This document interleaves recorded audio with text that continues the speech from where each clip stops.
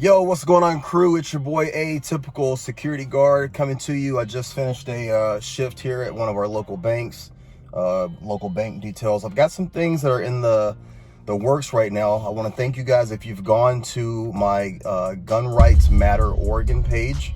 That is the website and the YouTube page. I have both of those. As you know, I've been getting involved in politics here.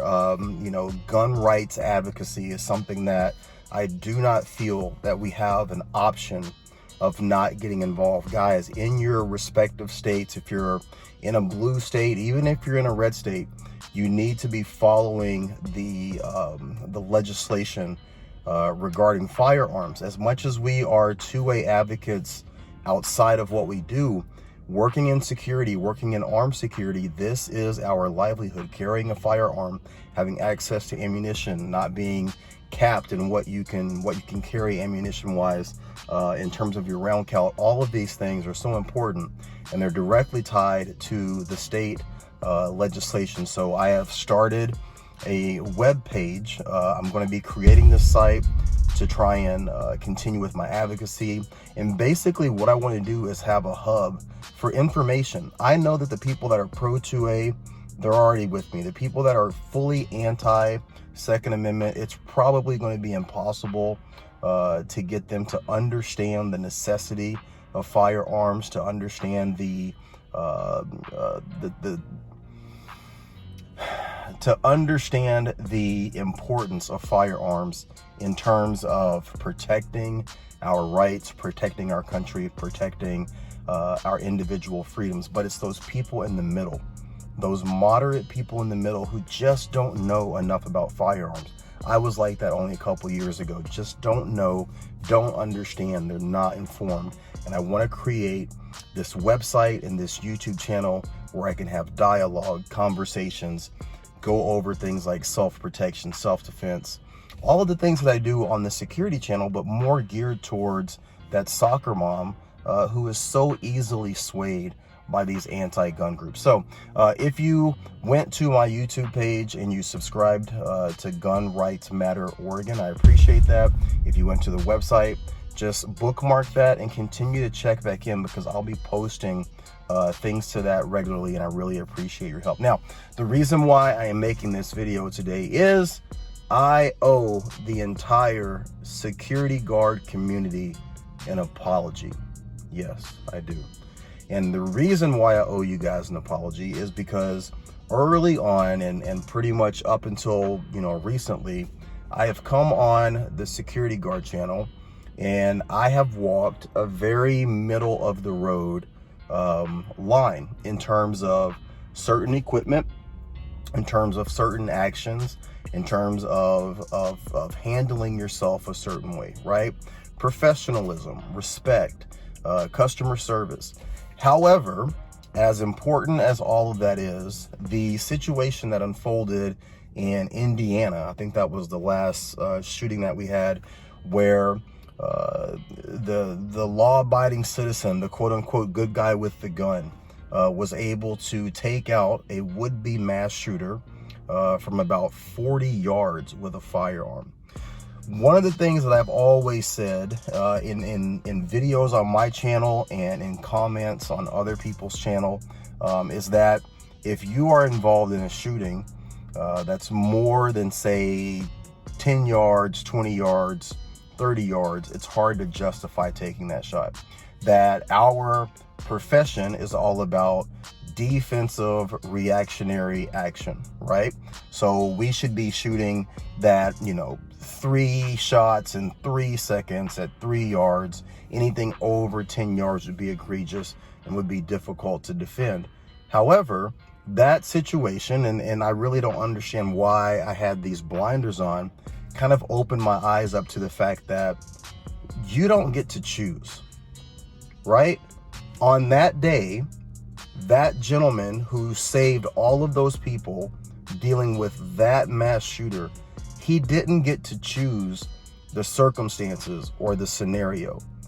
The cards were put on the table and he had to play the game that was in front of him. And I think that too often I have allowed myself to kind of view everything through the lens of security. And that makes sense. I mean, this is the Security Guard channel, right? However, everything that we do in our security guard profession, everything that we do in terms of training, in terms of learning, in terms of being better equipped to do our job and better equipped to be good at our job, right? All of that transfers over into our everyday life. We are the average everyday person when we get up in the morning and we drive to work. And then you become the security guard. And then when you get off of work and you're driving home, you're that average person again, right? But the distance between your home and your work, or your work and the store and your house, all of those variables can't be viewed through the lens of being a security guard, right? And so I think that I've gone a little bit too far in looking at everything through that filter, and that's not fair. It's not fair to you guys, it's not fair to myself, and it's not realistic, right? We do need to be able to make that 40-yard shot with a handgun. We do need to be able to utilize tools like an ASP. I've always been against carrying an ASP baton, partly because of my personal feelings of the optics of it. However, I was in a situation where I had to go hands-on with a guy. If you guys remember the long 12-inch knife, right? I had to go hands-on with this guy. I had to get him on the ground. He was completely hopped up on either fentanyl or methamphetamine, but it was very, very difficult to get control of him. He was all covered in mace, and he shoves his hands right into his waistline, right? Dangerous place for his hands to be. And trying to pry his arms out, trying to get him to release his hands in order to be handcuffed, it was really, really difficult. And I had to have other people help me to get him into a position to be handcuffed, right? And when I was talking to a seasoned veteran, I was talking to a retired police officer about it, he was like, oh, if you're ever in that situation again, deploy your ASP, right? Place it right here and wedge that arm out. The arm will come loose. You'll be able to handcuff. I'm thinking to myself, well, that would be great if I was carrying an ASP, right? But see, I handicapped myself by not allowing myself to carry that one piece of equipment, right? The idea behind the optics of using an ASP baton being negative, right, from the outside looking in, that is true, and that is a very good assessment, right? But that assessment and that truth should not put me in a situation where I throw the baby out with the bathwater and don't use that baton. So again, you know, those two things, the ASP baton and taking shots beyond 10 yards, those are two examples. I'm sure there's many, many more that you guys could throw at me. But those are two examples of situations where I've allowed myself to take the effort of being a good, moral, just, professional security guard and allowed that to completely cloud the reality of what we're doing and where we're doing it. Specifically, people like myself here in Portland, anyone who's living in some of these more dangerous areas.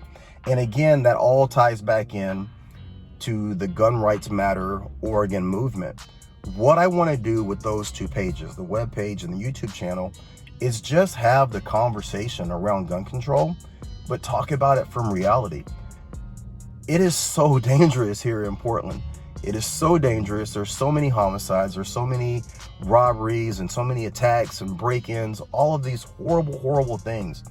But most people live in this bubble of not understanding the reality of where they are. When you look at the Uvalde shooting, most people here just say, look, we don't need firearms. You don't need a firearm. You don't need more than 10 rounds. The cops will take care of it. But we saw what happened in Uvalde. We saw those cops not respond. One of the cops, his wife, was actually on the other side of the door, and he still didn't go in after her, right? You are your own first responder. And I think that moving forward from today, I want to address everything on the Security Guard channel and on these two new projects from more of a position of reality. I want to be more open to that. So for the people that I argued with and people that I maybe chastised or had negative comments to, in regards to shooting at distance and utilizing the baton.